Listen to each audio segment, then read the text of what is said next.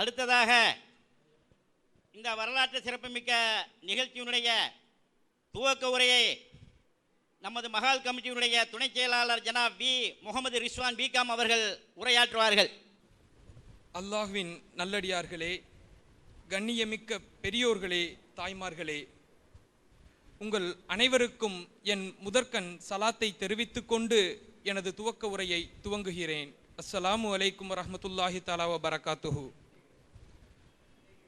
சந்து செவிவழி தந்த கங்கையும் வாயசம் வடித்த பொன்னியும் அமிழ்தினுமினிய தமிழ்மொழி பிறந்து வேளமும் வெண்மருட்பும் சந்தனமும் தடவி தடம்பனைத்தவளும் தாமிர பரணியும் வற்றா வளங்கொழிக்கும் வையையும் கன்னி திருநாட்டின் காவிரியும் செழித்து சிறக்கும் இந்த செந்தமிழ் நாட்டின் தென்கோடியில் உள்ள நமது அழகன்குளம் கிராமத்தில்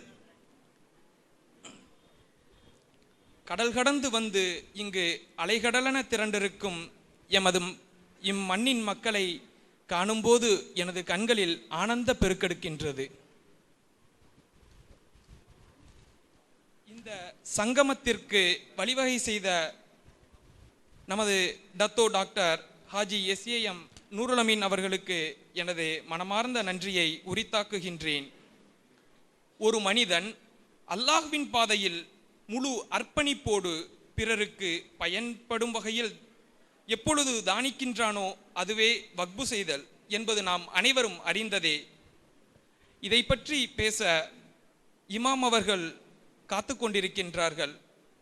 எனவே இதை பற்றி நான் பேசுவது சரியாகாது.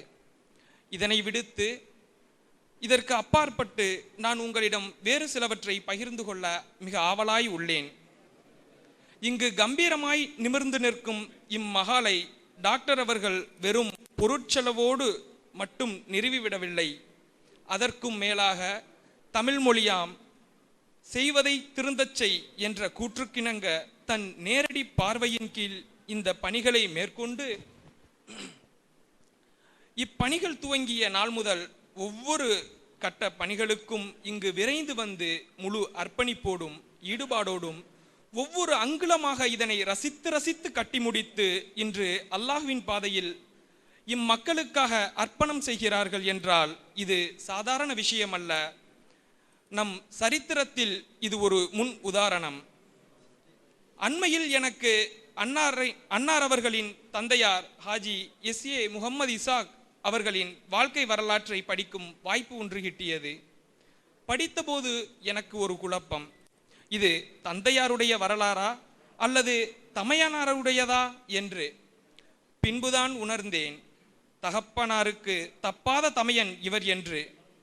எப்படி தன் தந்தை இந்த சமூகத்தின் மீது அக்கறையும் கனிவும் கொண்டு இந்த சமூகத்தை அரவணைத்தார்களோ அப்படியே தானும் தன் வாழ்வை அமைத்து கொண்டார்கள் நமது டாக்டர் அவர்கள். அதனால்தான் இருவரின் வாழ்க்கையும் ஒன்றுபோல் தோன்றி நான் குழம்ப காரணமானது.